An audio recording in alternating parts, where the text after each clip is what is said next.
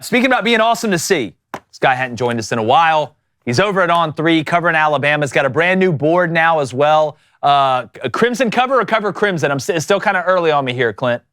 Cover Crimson, yeah. Cover Crimson. Hey, man, it's good to see you again. I love the hat. We were just talking about the 10 most important conference games, Clint, that are going to kind of shape the college football playoff and really kind of shape and mold the college football season. When you look at, we had Alabama on there 3 times. We had Alabama on there against Georgia, obviously. We had Alabama on there against LSU, and then Alabama on there against Tennessee. The obvious answer is probably Georgia because they played them first in that order. But when you look at those 3, let's just take the LSU and Tennessee games. Which one of those do you feel like is going to be more important, or is it about equal? I think it's about equal, yeah. I mean, I think that, I've kind of said for my prediction, and this is probably not going to make Alabama fans happy, but this is post-Nick Saban era. There's some transition happening. I think probably the most realistic record that you're looking at is 10-2. Now, I could easily see 11-1. I could pretty easily see 9-3. There's an outside possibility that you see 12-0, and I think there's an outside possibility, a slight chance of seeing 8-4, but I think 10-2 is kind of that sweet spot. And I think between those 3 games that you mentioned, it is very possible that Alabama goes 1-2. And I couldn't tell you which 2 it was going to be. A lot of people are going to assume Georgia, and I think that that's pretty fair. So then it becomes Tennessee or LSU. But I also think it's possible that Alabama can get the win at home against Georgia early in the season and then turn around and lose to both Tennessee and LSU on the road. Tennessee, to me, is really interesting. I think they're scary, Clint. Very scary. Yeah, just with that offense. And granted, I think that could end up being some sort of shootout. And I think the way that Alabama is kind of building their system, they want as many stops as they can get. They want to hold teams to under 100 yards rushing and under 10 points. But I think it's more so built on being an opportunistic defense, putting pressure on the quarterback, getting some timely turnovers, and getting those 1 or 2 key stops that you need to make the separation needed for your offense, which is the way I think Alabama is going to be built, at least in the early stages of the Kalen DeBoer era.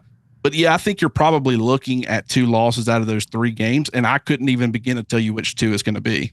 Well, first off, that's a high-class problem, Clint. Congratulations. I'd give a kidney and maybe another thing to go 10-2. But not the thing you're thinking about. I'd never give that up, even for 12-0. It's the best relationship I got. But, Clint, I want to stick on Alabama for a second because you've seen fall camps, right? Or at least when Nick Saban was there, you got glimpses of what was going on. But it seems a little bit different now with Kalen DeBoer. Can you just take our audience inside how different the fall camp has been under Kalen DeBoer in year 1 as opposed to what we've seen in the past, which is basically like the difference between East and West Berlin?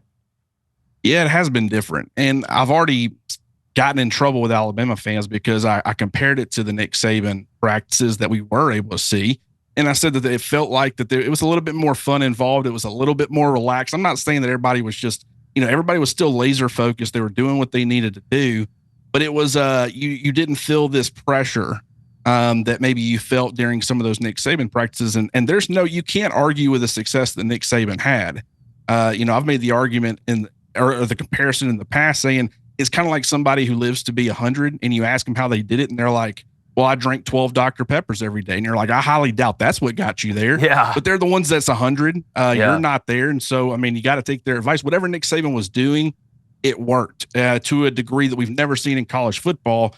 Kalen DeBoer, I think he's got enough self-confidence in kind of what he does, or he's the perfect guy to replace Nick Saban because he's going to do it his way. He respects the way that Nick Saban did it, and he wants any and all the help he can get, but there's zero pressure coming from his side to do it a way that he doesn't want to do and to take himself out of his own comfort zone.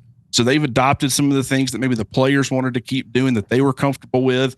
He's implemented a lot of the stuff that he's comfortable with, and I think it's worked out pretty well, but it certainly is different. Just the music element, I think it captures the difference perfectly, where, it will simulate crowd noise to a certain extent, and that can be beneficial, but Nick Saban never had any interest in doing that. He'd worry about the crowd noise and all that stuff on Saturdays. So it's a different feel, but certainly not in a bad way. There's a lot of different ways that you can be successful. And I think Kalen DeBoer is doing it his way. Yeah, and look, if it's going to work or it's going to sink, at least you're doing it your way. I can look myself in the mirror. Clint, we talked about some of those marquee matchups for Alabama, and that went without even talking about Missouri. It's going to have a heck of a team. Oklahoma, Auburn, even Wisconsin in the non-conference this year. But two of the teams they do get to dodge, Texas and Ole Miss. Those could be potential opponents for Alabama should they make the conference championship game. What's your prediction right now for the SEC championship game? And what do you think about Texas and Ole Miss's opportunity to get there? Well, it's interesting that you brought that up because, if there was ever a year to miss Ole Miss, I would say this would be the year. I mean, it seems like the stars are aligning for them at a lot of key spots. And when you look at championship caliber rosters, this looks like one. Now, granted, Lane Kiffin's got to get out of his own head.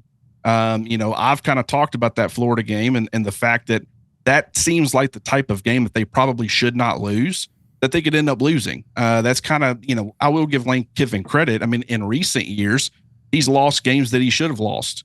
So I'm not saying that they're going to go on the road and lose that, but it's going to be a tough game. And there's going to be a lot of, if they're undefeated at that point, or they've only got one loss and they're in the college football playoff hunt, that is a ton of pressure. But right now it's interesting. At first, when I was first going through all the SEC schedules and I was trying to make my predictions, I actually had Ole Miss beating Georgia and playing Texas in the SEC championship. I've since gone back and said, you know what? I mean, I'm not trying to disrespect. First year Nick Saban's not at Alabama. I'm not trying to take who's supposed to step up and be that next guy and disrespect them to a point where they can't get the job done. But when you look at Ole Miss's schedule, or you look at, some other team schedules, Tennessee's schedule or whoever, compared to what Georgia's going to have to go through this year, it's one of the toughest schedules I've ever seen on paper for a championship caliber team. Obviously, 2019 LSU went through a gauntlet, and they were able to do that pretty successfully, I'd say.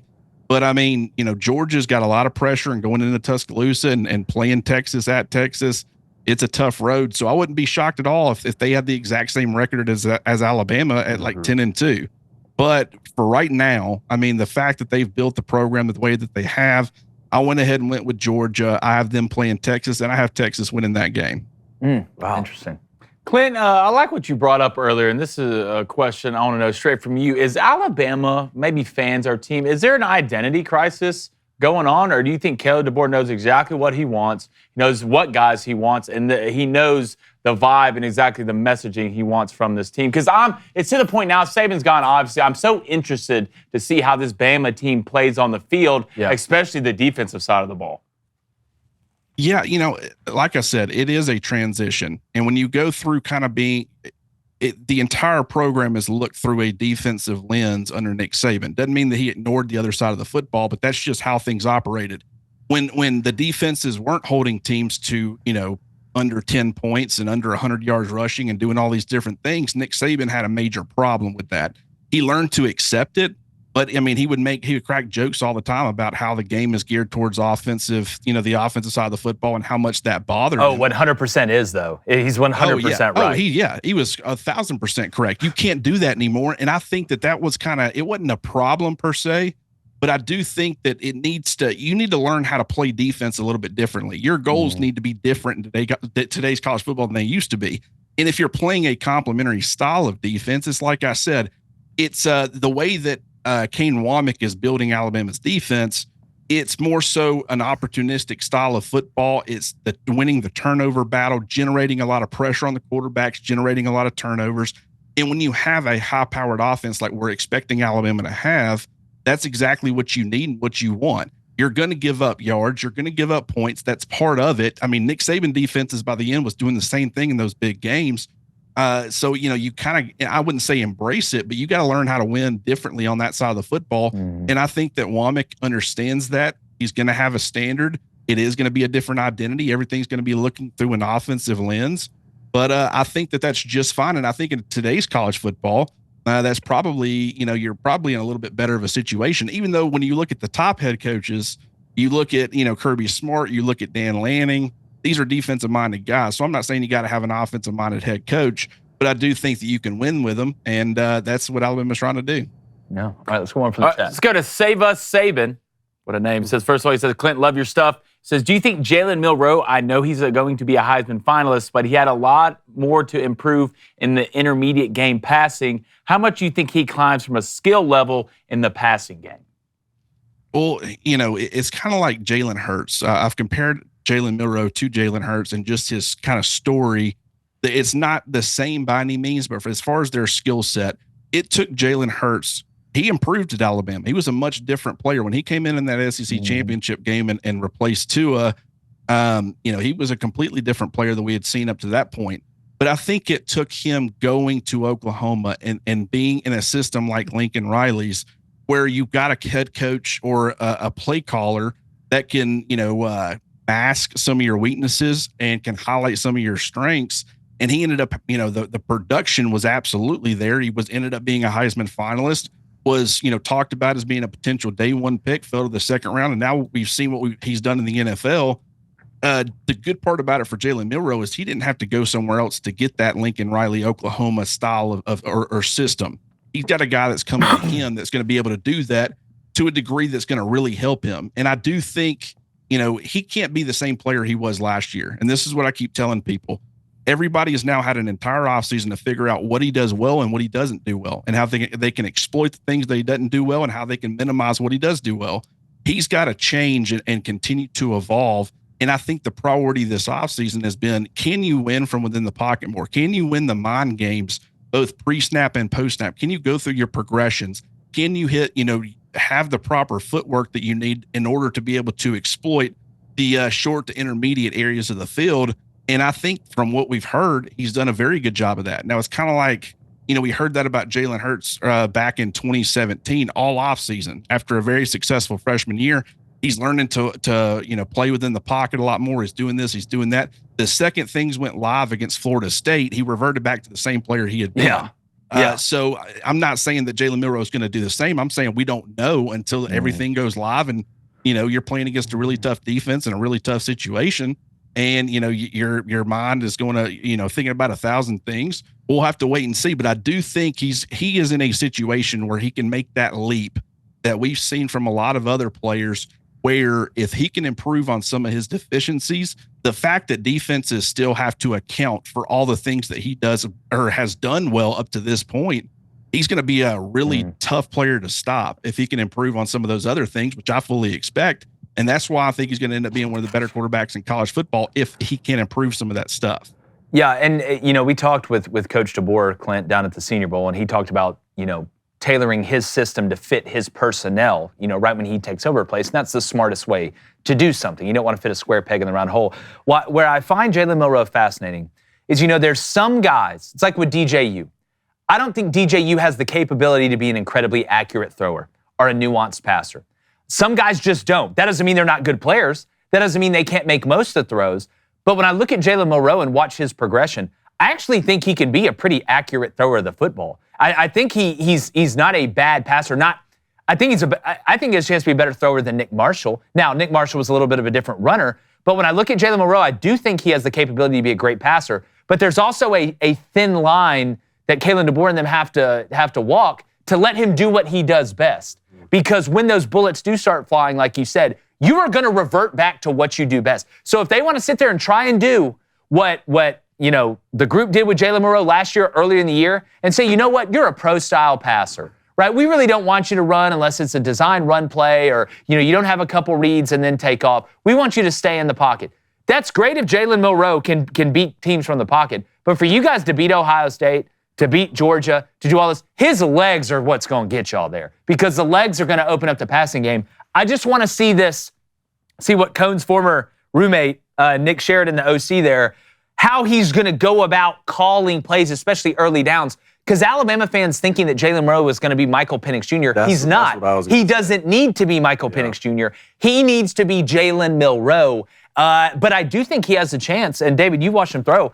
I think he can elevate his game to become a better passer. Do I think he's ever going to be, Drew Brees or Dan Marino? No. but he doesn't have to be. I think the Jalen Hurts comparison is pretty good. And to be honest with you, I think he may end up being a better thrower of the ball than Jalen Hurts was. Yeah, I agree with that too. And Jalen Hurts signed a contract to be the highest paid quarterback in the NFL. He's just playing in the Super Bowl. So look, Kalen DeBoer and my former roommate Nick Sheridan, these guys obviously don't need us to tell them, hey, he's not Michael Penix Jr. Yeah, right? Because he's not Michael Penix Jr. What you were asking Michael Penix last year was inside this phone booth of a pocket, throw 20 NFL throws per game, right? You're going to throw it 40 times a game, and at least 15 to 18 to 20 of those, we need you to be an NFL quarterback because you're not scrambling around the pocket, and we have 3 NFL wide receivers with Polk and McMillan and Odunze and all those guys.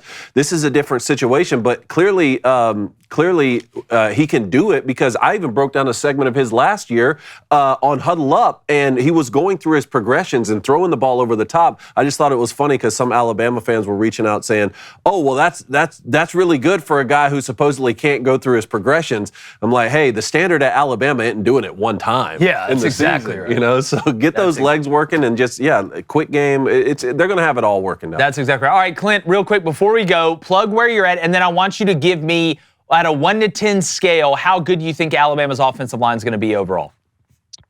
Yeah, well, now I'm, with covercrimson.com. Yep, Cover Crimson, I'm sorry. Message board. We got the message board going. That's going to be a lot of fun building that thing. I've kind of done that for On3 when they first started an Alabama website. And now I'm doing it again, and it's a really fun process. Also going to be looking at doing a ton of video stuff, YouTube videos, podcasts. We've got a great staff, a couple of former players, Mike Johnson, former offensive lineman, Jake Coker, national championship winning quarterback. We got Mick Gillespie. We got Stacey Blackwood. We just got a lot of different people that we're going to be mixing and matching and doing a ton of video content as well. So definitely go subscribe and check all that stuff out. And as far as Alabama's offensive line, I don't think that it's the skill sets of certain guys are a perfect fit for a Kalen DeBoer offense. But I think that they're going to be really good. I think they got a lot of want to. They've got the power elements that you need in the SEC. If they can get that right tackle position figured out and Caden Proctor can take a step forward, which we fully expect him to do now that he's significantly lighter, the interior offensive line, I think, is probably, up there with being the best in the country, if not the best in the country. So I think that on a scale of 1 to 10, I would probably put it at about an 8. I thought about 7.5, but I feel pretty good about saying 8, and it has a chance to even be an 8.5 or a 9, but going in, not certain where that right tackle position is going to be, even though I think it's going to be good. I think 8's a safe number. Yeah, at least maybe y'all can catch a snap this year after last year. That was incredible and crazy to see. Clint, great stuff, man. It's always a 10 when you show up. Everybody go check out Cover Crimson. It's always good talking to you, brother. I'm sure we'll link up here soon. Absolutely. Good talking to you, boys. Hey, what's up, YouTube? If you're afraid of dragons, well, you're probably not going to like this show, but I know you aren't, so hit subscribe.